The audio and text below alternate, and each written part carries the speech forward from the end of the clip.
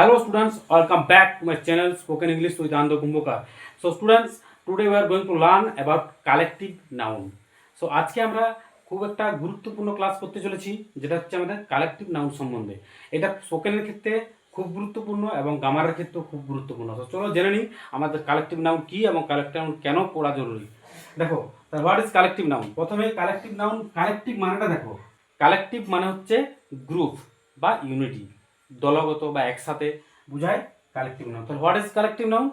Collective noun হচ্ছে যদি কোনো পার্সনের গ্রুপ, যদি কোনো এনিমেলের গ্রুপ, যদি কোনো থিংসের গ্রুপ বোঝায়, দলগত বোঝায়, সেইটাই হচ্ছে collective noun.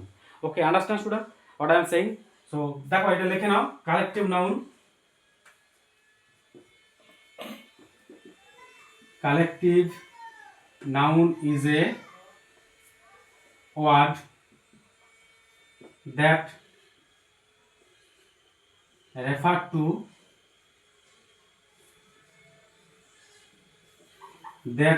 to group of person, animals or things etc. ওকে, মানেটা কি হলো?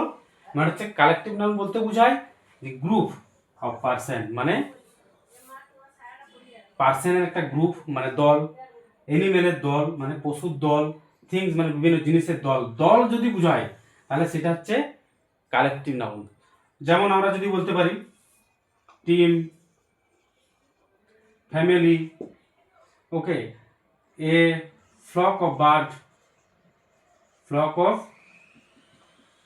বার্ডস মানে পাখির ঝাঁক, টিম, ফ্যামিলি পরিবার। আন্ডারস্ট্যান্ড? তো আমরা এটা কেন শিখবো, এটা জানতে হবে আমাদেরকে। আমরা এটা কেন শিখবো? দেখো, কেন আমরা এটা শিখবো, কী জন্য শেখা জরুরি। প্রথমত হচ্ছে কালেকটিভ নাউনের পরে কোনো কোনো জায়গায় সিঙ্গুলার ভার্ব হয়, আবার কোনো কোনো জায়গায় প্লুরাল ভার্ব হয়। Understand student? এই জন্য আমাদেরকে শিখতে হবে যে কোন জায়গায় সিঙ্গুলার ভার্ব হয় এবং কোন জায়গায় প্লুরাল ভার্ব হয়। কালেকটিভ নাউনের পরে কোন কোন জায়গায় সিঙ্গুলার ভার্ব হয়, কোন কোন জায়গায় প্লুরাল ভার্ব হয়। লুক এট মাই বোর্ড এবং কথাগুলো মন দিয়ে শুনো, তাহলে বুঝতে পারবে। দেখো, কালেকটিভ নাউন সমান সাধারণভাবে সিঙ্গুলার হয়, সিঙ্গুলার ভার্ব হয়। যখন এটাকে আমরা কালেকটিভ নাউন দলগতভাবে বলবো, যখন আমরা দলগতভাবে যখন বলবো তখন সেটা সিঙ্গুলার ভার্ব নেয়। যেমন উদাহরণ দেখো, দা টিম ইজ উইনিং, মানে পুরো টিমটাকে বলা হচ্ছে এখানে, পুরো টিম, সব প্লেয়ারগুলোকে বলা হচ্ছে, আলাদা আলাদা করে নয়, পুরো টিমটাকে বলা হচ্ছে, পুরো দলটাকে বলা হচ্ছে ইজ উইনিং, তারা জিতেছে। যেমন যদি বলি দা ফ্যামিলি, দেখো যেমন যদি বলি দা ফ্যামিলি ইজ হ্যাপি, পুরো ফ্যামিলি, মানে পুরো ফ্যামিলির যত মেম্বার আছে সমস্ত মেম্বারকে বোঝানো হচ্ছে একসাথে দলগতভাবে। যখন দলগতভাবে বোঝাবে তখন হবে সিঙ্গুলার ভার্ব। মনে থাকবে স্টুডেন্টস, যদি আমরা দলগতভাবে বলি তখন হবে singular verb. Understand student verb same. আর কখন প্লুরাল ভার্ব হয়, যদি আমরা বলি যে দা টিম ইজ উইনিং, মানে এখানে কি বোঝাচ্ছে? টিম হচ্ছে কি দলগত, তার জন্য এখানে কি হলো? Singular verb. কিন্তু যদি আমরা বলি the team dash arguing themself,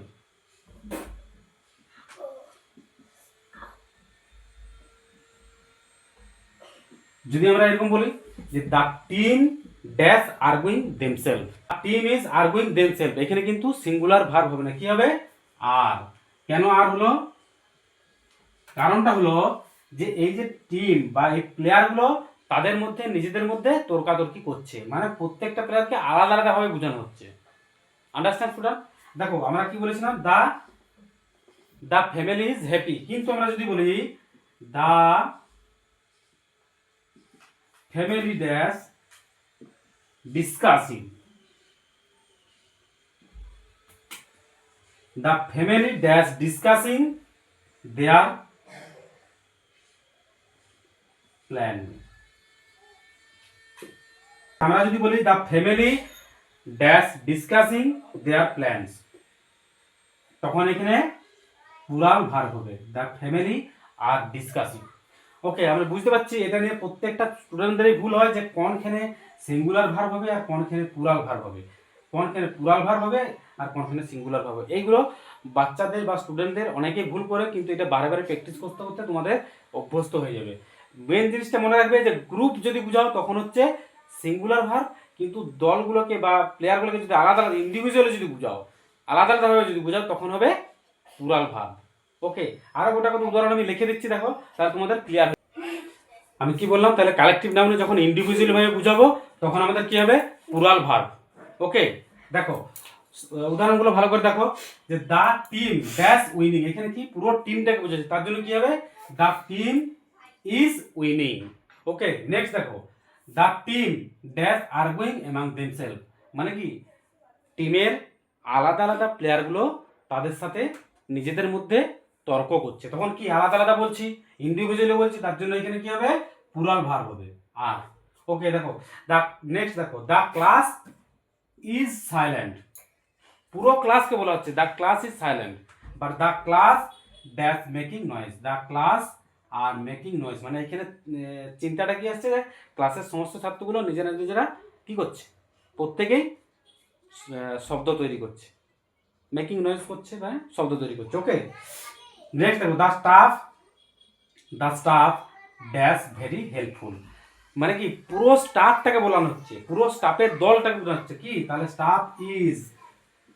পুরো staff is very the staff is very helpful, পুরো স্টাফটাকে বলা হচ্ছে, এই জন্য কি হচ্ছে এখানে সিঙ্গুলার ভার্ব। ওকে, নেক্সট দেখো, দ্য স্টাফ দ্যাশ চেকিং দেয়ার টাস্ক, তারা মানে স্টাফগুলো তারা নিজেরা নিজেরা তাদের টাস্কগুলোকে চেক করছে, তখন কি আর, কারণ আলাদা আলাদা প্রত্যেক আলাদা আলাদা ইন্ডিভিজুয়ালি ভাবে বোঝানো হচ্ছে। ওকে, নেক্সট দেখো, দ্য কমিটি দ্যাশ প্ল্যানিং এ প্রজেক্ট, কমিটি মানে পুরো কমিটির পুরো দলটাকে বোঝানো হচ্ছে, পুরো গ্রুপটাকে বোঝানো হচ্ছে, তখন কি হবে, the committee is planning a project. কিন্তু যখন আমরা যদি বলি the committee dash debating among themselves, মানে তারা নিজেদের মধ্যেই কি করছে, ডিবেট করছে, তারা নিজেদের মধ্যে যদি তর্ক করে, তখন কি হবে, দ্য কমিটি আর। ওকে তাহলে স্টুডেন্ট তোমরা বুঝতে পারলে যে কোন কোন জায়গায় কালেক্টিভ নাউনের পরে সিঙ্গুলার ভার্ব হয় আর কোন কোন জায়গায় কালেক্টিভ নাউনের পরে প্লুরাল ভার্ব হয়। যদি তোমাদের আমার ভিডিওগুলো ভালো লেগে থাকে, লাইক কমেন্ট এবং শেয়ার করো এবং আমার চ্যানেলটাকে সাবস্ক্রাইব করো। Thank you.